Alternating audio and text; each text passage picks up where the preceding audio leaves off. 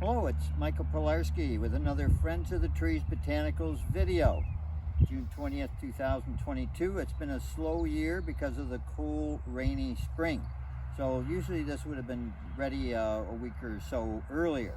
But we're doing catnip today, and it's part of the pollinator hedgerow here. So here's, for instance, there's a choke cherry. There's another choke cherry down there.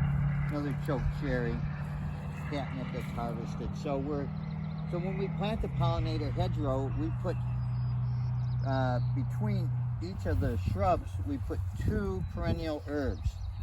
And this is the second year. So last year we got several cuttings from this, and the second year it's even more robust. If you let catnip go to seed, then it wants to die or poop out. So if you keep it cut though, you keep it vigorous and young, so to speak. So for harvesting this, I'm going to go usually about halfway down on the stalk. So I got my nice slasher here, my serrated Japanese slasher, sickle. And usually I cut across the top first and do a flat top cut on the top. And on this, you're not sawing or anything. It's just getting your handful rounded up and one quick slice, and it's done and in the bag. And on the sides, you have to come further down on the stalk to make it more like a bowl cut, because I'm trying to get to a certain, so I could actually cut a little lower on the side. So usually I cut across the top first and then come along and get the sides. And the goal is to get everything that's trying to flower off of the plant, so it all goes back to the same stage of growth, which is vegetative. This particular buyer wants this to be before flowering. So you can see we're inflorescent stage, but it's nothing close to flowering yet.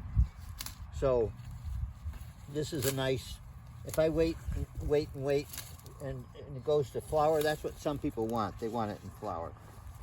The buyer tells us how they want it. In this case, they want it before flowering. It's a lot of the energies in the leaf. They're going to have their workers pick all the leaves off the stems here and the tops, and that'll go into their tincture. So again, sort of flat, but then you go further down on the side. And we're going to get approximately, we'll probably get 3 cuttings this year on this. And some places I've gotten 4 cuttings a year if you're in a hotter climate, but this is a bit cooler, so it takes time to regrow. So, we'll see. 3 cuttings.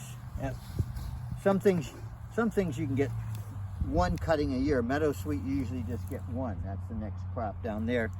Bone set is almost, you get maybe a little bit, it's usually just 1 as well. Catnip 3, motherwort could be 4. So you get different, time, you can get maybe 3 here. I've gotten 5 cuttings a time in a hot climate, so if you're in a hot Mediterranean climate. So at any rate, the growing season determines the number of cuttings.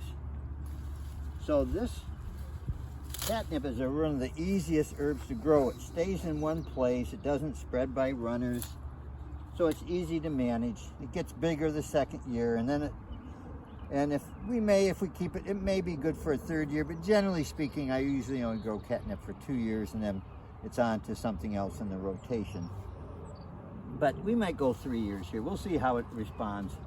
And then after, eventually, these choke cherries are going to have the ground, but we'll get maybe 3-4 years of catnip cuttings before it's overwhelmed, shaded out by the choke cherries.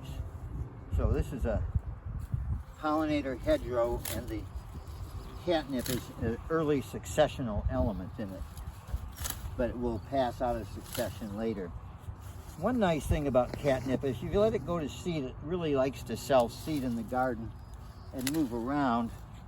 So a lot of little babies can start, and then we dig them up and plant them out in rows. So in other words, we usually rely on volunteers. Once we get them established in the garden, they just keep coming. And then some of them, they come up where they want, and we say, oh, that's a good spot.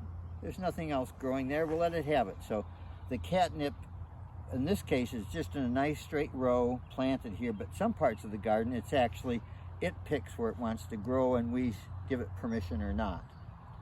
So the Latin name is Nepeta cattaria, or Nepeta, but I say Nepeta cattaria. So it's, I think it's an old English word, cat. No, old Egyptian word, excuse me, way older. Old Egyptian word for the cats. And so, anyway, and as we all know, cats love this stuff. I don't know. Part of my harvest goes to medicine, but a certain part is people buying catnip for their pets. But we haven't tried to go that route too much. We're mainly in the medicinal herb market. But if we wanted to make cat toys, we can make a lot of cat toys. So there's a value-added possibility here in the future, but we probably we won't go that route. At any rate, so there's the harvesting technique. I try to have the stems relatively even so that the next cutting it's easy again to do the cutting. So you want to do a nice even cut, and you want to get rid of all the flowering stalks in as much as possible so that everything's back down to that early stage of growth. So there's a bit on catnip. What else would I say about Nepeta cattaria? A lot of it's sold. It's a big seller in the herbal industry. It's great for helping you sleep, can help you sedate you. There's a lot of things to make you nervous in the world today, so catnip might be for you if you're one of those people. Okay, well, best wishes from Nepeta cattaria to you.